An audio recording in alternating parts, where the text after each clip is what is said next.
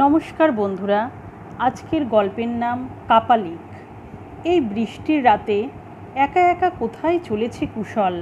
মেঘের গর্জনে মাঝে মাঝে কেঁপে উঠছে অন্ধকারে ঘুমন্ত পৃথিবীর বুক। মুষলধারে বৃষ্টির শব্দ আর বিদ্যুতের ঝলকানি নির্জনতাকে আরও আতঙ্কময় করে তুলেছে। দরজা জানালা বন্ধ, তাই রাস্তার দুপাশের বাড়িগুলি যেন দূর অতীতের সাক্ষ্য বহন করে ধ্বংসস্তূপের মতো দাঁড়িয়ে আছে। কোথাও এতটুকু প্রাণ স্পন্দনের চিহ্ন মাত্র নেই। আরামের ঘুম ছেড়ে এই বৃষ্টির মধ্যে কেন কুশল বেরিয়েছে পথে? পায়ে চলা পথ শেষ হবার পরই শুরু হয়েছে জঙ্গল। কুশল ওই জঙ্গলের মধ্যেই ঢুকলো। কোথায় গিয়ে থামবে? দিনের বেলাতেই ওদিকে যেতে কেউ সাহস পায় না।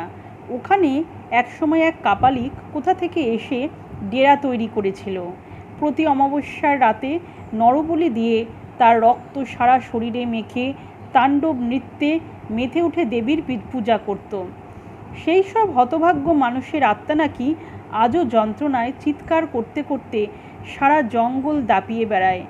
যদি কেউ ওখানে যায় তাকে ওরা ফাঁদে ফেলে তিলে তিলে মৃত্যুবরণ করতে বাধ্য করে। এভাবে ওরা নাকি প্রতিশোধ নেয়। কুশল সব জেনেও কেন ওই পথে এগিয়ে চলেছে? ওকে কি ওরা জঙ্গলের মধ্যে অবাধে বিচরণ করার স্বাধীনতা দিয়েছে? কিন্তু কেন? মানুষের সঙ্গে ওদের শত্রুতা থাকে, তবে কুশলকে কেন ওরা মৃত্যু ফাঁদে ফেলার চেষ্টা করে না? সে রহস্য কারোরই ফাঁস করেনি কুশল। মেমারিতে বিডিও হয়ে এসেছে প্রায় 6 মাস হলো। ওর কোয়ার্টারের পেছন দিকে আধ মাইল পর থেকে জঙ্গল শুরু হয়েছে। অফিস থেকে ছুটির পর বেরিয়ে একদিন হাঁটতে হাঁটতে ওদিকে গিয়েছিল। কুশল আজ পর্যন্ত যত জায়গায় বদলি হয়েছে অফিসের দায়িত্ব বুঝে নেবার পর ও প্রথমেই আশেপাশের সঙ্গে পরিচিত হবার চেষ্টা করে, নিজের খেয়ালে ঘুরে বেড়ায়। কিন্তু এখানে ওকে এমন পরিস্থিতির মুখোমুখি হতে হয়েছিল যা ও কোনোদিনই ভুলতে পারবে না। আর এই কারণে কুশলের জীবনে বিরাট পরিবর্তন ঘটেছে। জঙ্গলের কাছাকাছি আসতেই হঠাৎ কোথা থেকে একজন মাঝবয়সী লোক সামনে এসে ফ্যাঁসফোঁসে স্বরে বলল, আপনি আমাগো নতুন বিডিও সাহেব না? কুশল কিছুটা বিরক্ত হয়ে ঘাড় নেড়ে সম্মতি জানাতেই সে বলল, আপনি এদিকে আইছেন কেন? পালান পালান। কেন পালিয়ে যাব? আমি তো কারো ক্ষতি করিনি। আমার ইচ্ছে হয়েছে, আমি ঘুরে বেড়াচ্ছি। লোকটা বিশ্রী দাঁতগুলো বের করে বিটকেল হেসে বলল, বিপদে পড়বেন কেন মিশিমিশি? বিপদের প্রসঙ্গ কেন আসতে বুঝতে পারছে না কুশল। একটা লোক নিজের খুশিতে ঘুরে বেড়াতেও পারবে না, আর কেই বা একজনকে মিছিমিছি বিপদে ফেলতে চাইবে। কুশল রেগে বলল, আপনি কেন আমাকে অকারণে বিরক্ত করছেন? আপনি নিজের কাজে যান। আমার তো কাজ নাই, আমি শুধু ঘুরতেছি আর ঘুরতেছি। আমার কথা শুনেন। কুশল আরও গলা চেঁচিয়ে বলল, আমি আপনার কোনো কথা শুনতে চাই না। আমি আপনাকে অনুরোধ করছি, আপনি আমার পিছু ছেড়ে চলে যান। সেই মুহূর্তে লোকটির পিলে চমকানো হাসির কারণ বুঝতে পারেনি কুশল। এমন অদ্ভুত মানুষের দেখা আগে কখনো পায়নি। কুশলের নিষেধ সত্ত্বেও সঙ্গ ছাড়েনি। লোকটি যখন নিজেই এসেছে উপকার করতে, তখন তাকে পুরোপুরি উপেক্ষা করার মধ্যে মানবিক বোধের অভাবটাই স্পষ্ট অনুভব করতে পারল কুশল। তাই তাকে তাড়িয়ে না দিয়ে অনুসরণ করার অনুমতি দিতে দ্বিধা করল না। সেই থেকে ওই জঙ্গলের সঙ্গে কুশলের নিবিড় যোগাযোগ গড়ে উঠেছিল। মাঝে মাঝে কুশল রাতে বেরিয়ে যায় আর ফিরে আসে ভোরের দিকে। কোয়ার্টারের কর্মী সূর্য কুশলের নিশীথ অভিযানের ঘটনা টের পেয়ে একদিন জিজ্ঞাসা করলেন, সারা রাত কোথায় ছিলেন? উত্তর দিতে চায়নি কুশল। সূর্য বলল, আপনি কোথায় গিয়েছিলেন? আমি বুঝতে পেরেছি। রাতে ওদিকে না যাওয়াই ভালো, খুব বিপদে পড়ে যেতে পারেন। কুশল অত্যন্ত দৃঢ়তার সঙ্গে বলেছিল, আমাকে কেউ বিপদে ফেলতে সাহস পাবে না। কুশলের উত্তর শুনে সূর্য অবাক হয়ে বলল, আপনি এমন শক্তিমান পুরুষ নন যার পক্ষে সম্ভব ওই অশুভ শক্তির মোকাবিলা করা। আগে অনেকেই এমন দম্ভ দেখিয়েছিল, শেষ পর্যন্ত তার প্রত্যেকেরই ক্ষতবিক্ষত মৃতদেহ পাওয়া গেছে। পুলিশ পর্যন্ত ওই জঙ্গলে ঢুকতে সাহস পায় না। কিন্তু আমি তো কতবার গিয়েছি। আমার কিছু হয়েছে? আমার শরীরে নখের একটু আঁচড় কাটা দূরের কথা, কেউ আমাকে ভয় পর্যন্ত দেখায়নি। আমি বিশ্বাস করতে পারছি না। তাহলে আপনি বোধহয় সেই নররক্তপাই কাপালিক, নতুন জন্ম নিয়ে এখানে এসেছেন, তাই আপনাকে ঘাঁটাতে কেউ সাহস পায়নি। হতে পারে বলে কুশল অট্ট হাসিতে ফেটে পড়েছিল। সূর্য সেই হাসি শুনে ভয় কেঁপে উঠেছিল। তবে কি এই মানুষটা এখনই কাপালিকের মতো ভয়ঙ্কর মূর্তি ধরে ঘাড় মুটকে রক্ত শুষতে শুরু করবে? আতঙ্কিত হয়ে সূর্য বলল, আমাকে আপনি 1 মাসের ছুটি দিয়ে দিন। আমি এখানে থাকতে আর সাহস পাচ্ছি না। আমি বেশ বুঝতে পারছি আমার মৃত্যু ঘনিয়ে এসেছে। সূর্যের বিস্ফারিত 2 চোখের দিকে তাকিয়ে কুশল বেশ ঘাবড়ে গিয়েছিল। ওকে স্বাভাবিক অবস্থায় ফিরিয়ে আনার জন্য সচেষ্ট হয়ে বলল, তুমি কেন ছুটি নিয়ে পালিয়ে যেতে চাইছো? আমি যতদিন এখানে আছি তোমার কোনো ভয় নেই। কেউ তোমার চুলের ডগা পর্যন্ত ছুঁতে সাহস পাবে না। কুশলের এই আশ্বাসবাণীতে সূর্য বিন্দুমাত্র ভরসা খুঁজে পেল না। কাপালিকের শক্তিকে পরাস্ত করতে পারে এমন শক্তি কি কোনো মানুষের আছে? সূর্যের চোখে অবিশ্বাসের ছায়া দেখে কুশল বলল, তুমি কি মনে করো আমি তোমার ক্ষতি করতে পারি? আপনি নিজে হয়তো করতে চাইবেন না, আপনাকে দিয়ে এই অশুভ শক্তি করিয়ে নেবে। আমি না চাইলেও করিয়ে নেবে। নিশ্চয়ই। আপনি ওই মুষলধারে বৃষ্টিতে ভিজতে ভিজতে রাতের অন্ধকারে কিভাবে গিয়েছিলেন একা একা? আপনি প্রায় যান। কোনো সুস্থ মানুষ কি পারে রাতের ঘুম ছেড়ে বাড়ি থেকে বেরোতে? সূর্যকে আরও বিভ্রান্ত করে তুলতে কুশল বলল, রাতের অন্ধকার ঘনিয়ে এলে আমাকে কে যেন উত্ত্যক্ত করে তোলে। আমি দেখতে পাই আমাকে কেউ হাতছানি দিয়ে ডাকছে।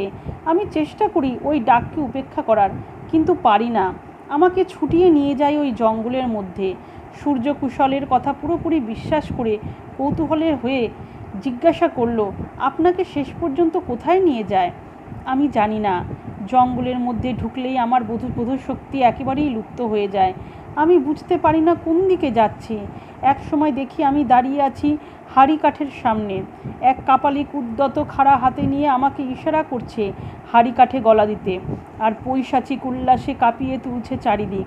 মাঝে মাঝে চিৎকার শুনতে পাই, মা পিপাসার্ত, তোর রক্তপান করতে চায়। তারপরে কি ঘটে আমি বুঝতে পারি না। যখন সম্বিত ফিরে পাই তখন দেখি আমি আসার পথে পা বাড়িয়েছি। কিন্তু আপনাকে কতদিন ছেড়ে দেবে? আপনাকেও একদিন মেরে ফেলে দিয়ে যাবে জঙ্গলের বাইরে। কেন আপনি কোনো ওঝার সঙ্গে যোগাযোগ করছেন না? ওঝা কি করবে? ওদের বুজরুকিতে আমার একটুও আস্থা নেই। তুমি যদি পারো তেমন ভালো ওঝা ডেকে নিয়ে এসো। আমি তাকে নিয়ে যাব ওই জঙ্গলের মধ্যে। দেখি ও কিভাবে নিজেকে রক্ষা করতে পারে ওই কাপালিকের হাত থেকে। আমাকে যখন কেউ স্পর্শ করে না, আমার সঙ্গে থাকার জন্য তোমাকেও করবে না। কুশলের এমন অদ্ভুত যুক্তিকে বিশ্বাস করতে পারেনি সূর্য। হয়তো মিথ্যে বলে পুরোপুরি কবজায় আনার চেষ্টা করছে।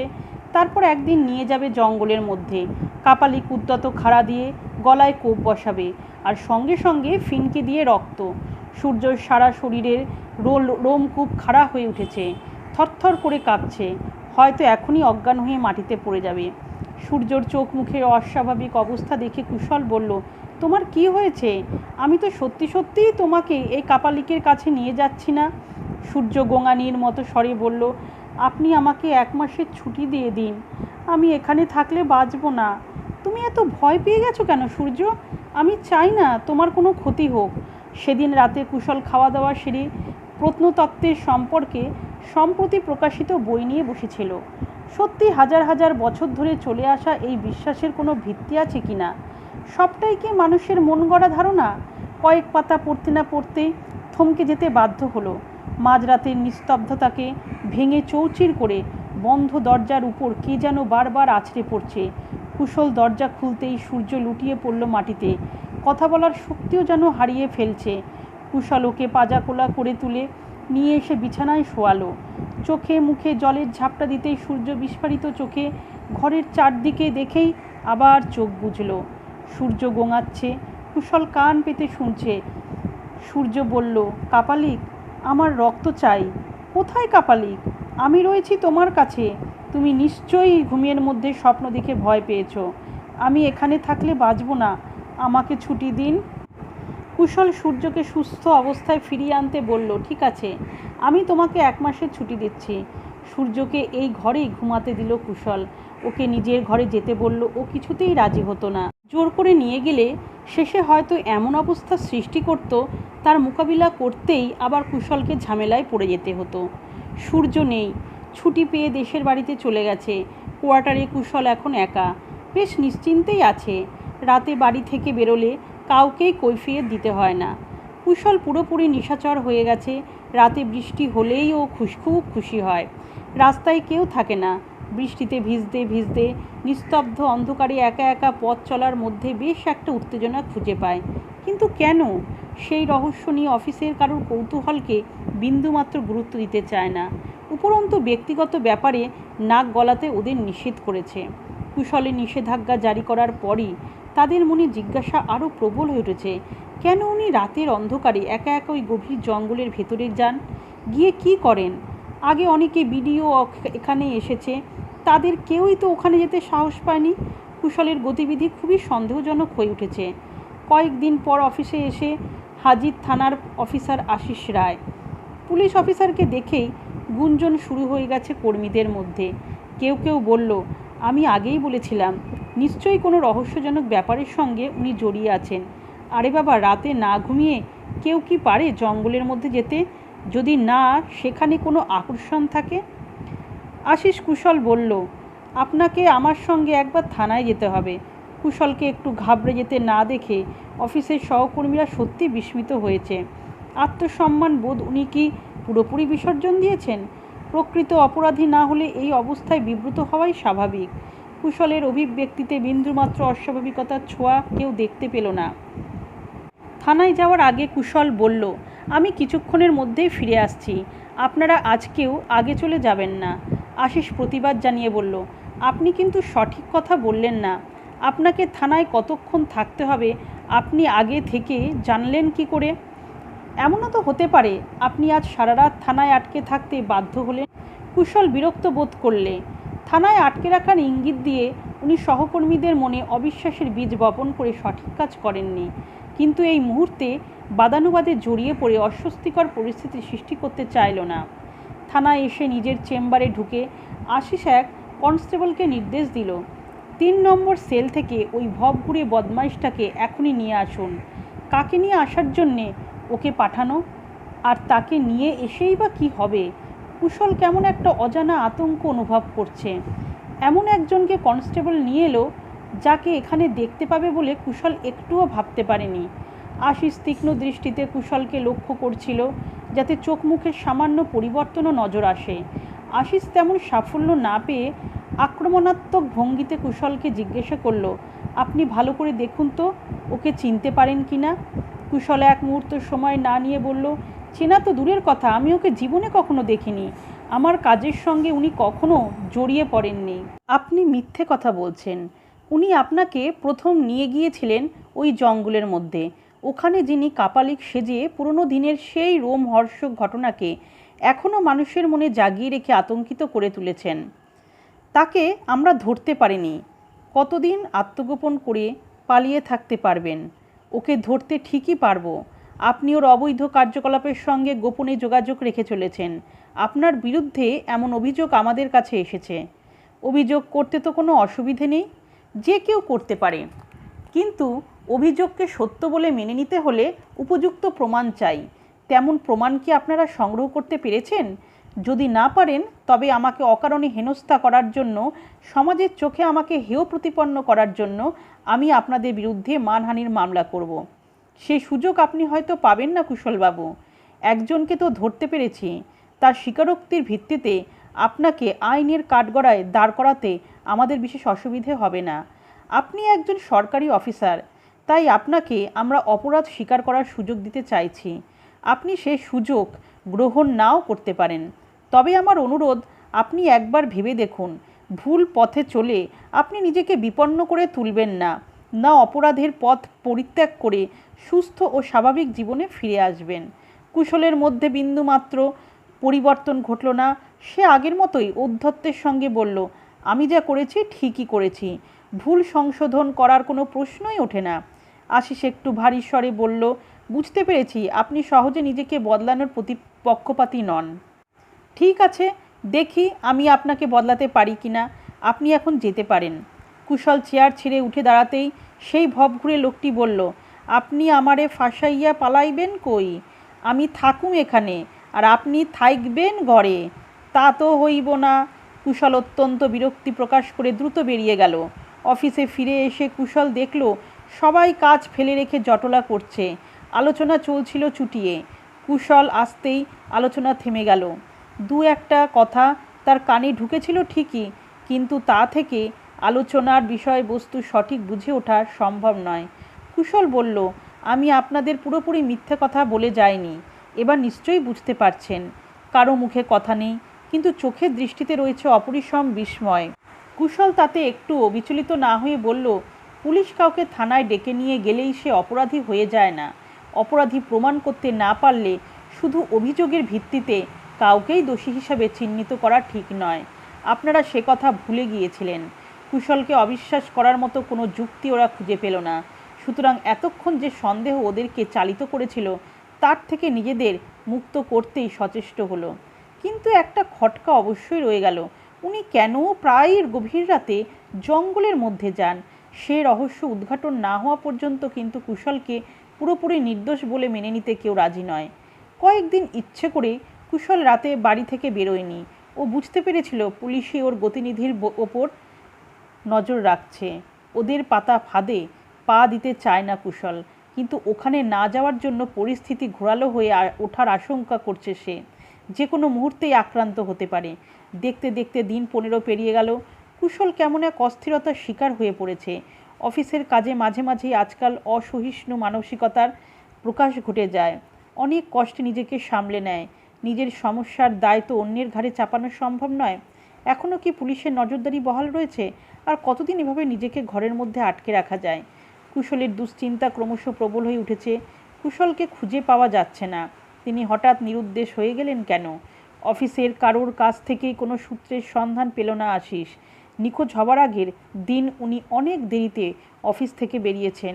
সেদিন নিতান্ত প্রয়োজন ছাড়া কারোর সঙ্গে কথা বলেননি। এভাবে কেন বিপদগামী হলেন কুশল? ভাবছে আশিস। অন্ধকার জগতের সঙ্গে জড়িয়ে পড়েছিলেন কোন মোহে। অবশ্য কবে থেকে এই অন্ধকারের সঙ্গে তার এই যোগাযোগ শুরু হয়েছে সে ব্যাপারে কেউই কোনো আলোকপাত করতে পারছে না।